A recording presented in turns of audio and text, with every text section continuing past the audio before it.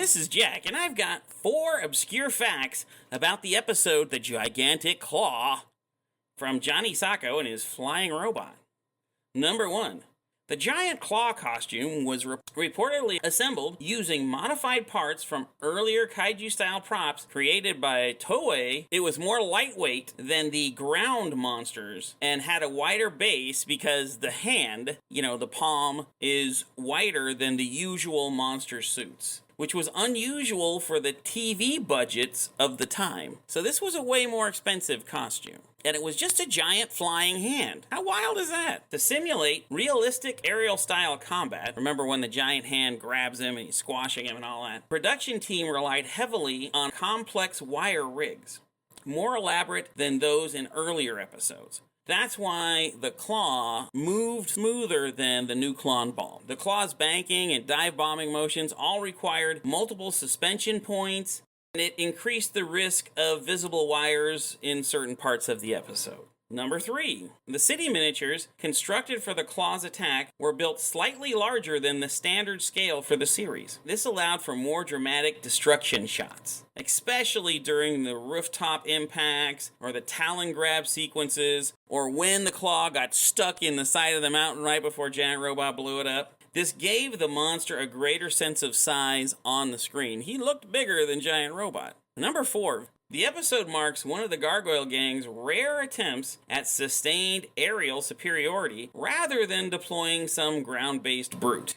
Under the command of Emperor Guillotine, the Giant Claw represented a tactical escalation, forcing Giant Robot to fight defensively rather than simply overpowering an opponent head-on. Giant Robot, missile launchers ready! Fire at will! Johnny Sokko was played by Mitsunobu Kaneko. Mitsunobu Kaneko is a former Japanese child actor best known for his starring role in the 1967 tokusatsu television series Johnny Sokko and His Flying Robot, originally released in Japan as Giant Robo. Born on October 16, 1957, in Tokyo, Japan, Kaneko rose to fame at a very young age during the height of Japan's monster and superhero television boom of the 1960s. Date of birth, October 16, 1957. Place of birth, Tokyo, Japan. Years active, 1960 to 1970s. Best known for portraying Johnny Sokko, or Daisaku Kusama, in Japan, a courageous young boy who controls a giant robot with a wristwatch remote control. The series became a cult favorite in the United States during the late 1960s and 1970s through syndication, helping Kaneko gain recognition outside Japan. His performance stood out for its seriousness and emotional intensity, uncommon for child heroes at the time. After his early success, Kaneko gradually stepped away from acting and maintained a relatively private life compared to many former child stars. Though he did not pursue long-term mainstream celebrity, his role in Johnny Sokko and His Flying Robot remains iconic amongst fans of classic tokusatsu.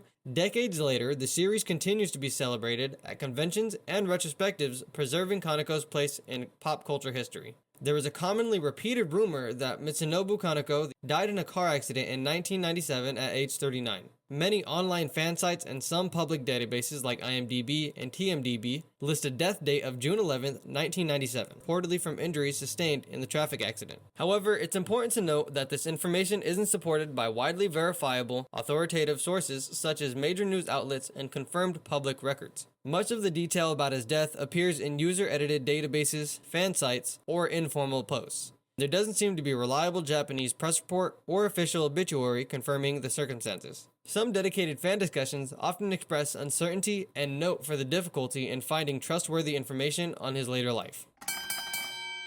Here's the tale of the tape for the fearsome mechanical menace, the Gigantic Claw, created by the agents of Emperor Guillotine. A giant flying metal claw, nearly 300 feet of steel reinforced terror, believed to be thousands of tons of armored alloy. Power source, high output atomic reactor core. Primary function, urban annihilation and aerial supremacy. Offensive capabilities, major crushing power. Fingers are claws that can rip and tear. Flight, aerial bombardment, high altitude, dive strikes, missiles, and punches. Fires binding cable. Defensive attributes, reinforced alloy armor. Resistant to conventional artillery and missile fire. Energy shielding, capable of deflecting military aircraft weapons. Outmaneuvers jets and controls upper atmosphere combat.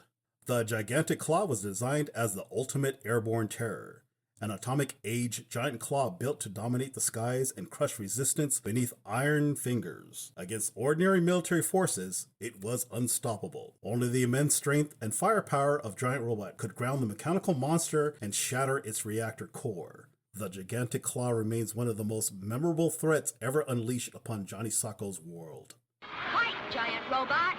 On the desert launching pad of the secret police force known as Unicorn, Dr. Tadakora's transparent steel is being tested. Giant Robot streaks through the air like a fighter jet in the night. The power of his flame gun, finger missiles, and mega punch rains down upon the invisible metal without leaving a scratch. This wonder metal, dubbed QQV, is a generous gift from its brilliant creator to mankind.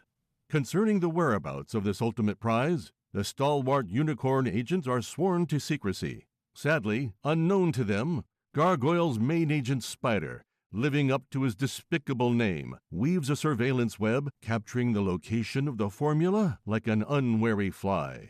Invading the science center, the wily Spider steals the plans for the world's most precious metal to lay them at the feet of his evil emperor, Guillotine. Can the Earth survive? Luckily, the amazing agents of good bamboozled Spider with a phony formula in an exploding briefcase. Embarrassed in front of his emperor, the arachnid of avarice bugged another Unicorn meeting. What does he discover, you ask? The plan to transport the metal-making recipe to New York. Squad 1, with Johnny Sokko and Jerry Mono having the formula, will drive it to Camp Hamarudo. Then it's on to New York. Chief Azuma will play decoy to lead the villains away. Disaster of disasters. A black sedan follows our heroes. Spider captures Johnny and Jerry. But the joke is on the avatar of evil once again. Chief Azuma is the one with the treasure. Jerry and Johnny were the true decoy.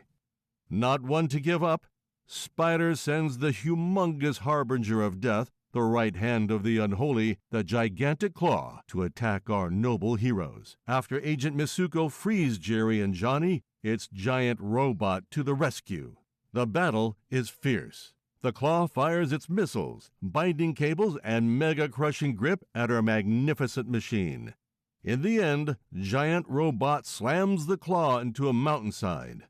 The robot warrior then launches his own finger missiles and unleashes his fire gun on the claw. When the battered talon of evil explodes, our remarkable robot fighter has saved the world for one more day. But what does the Gargoyle Gang have planned for tomorrow?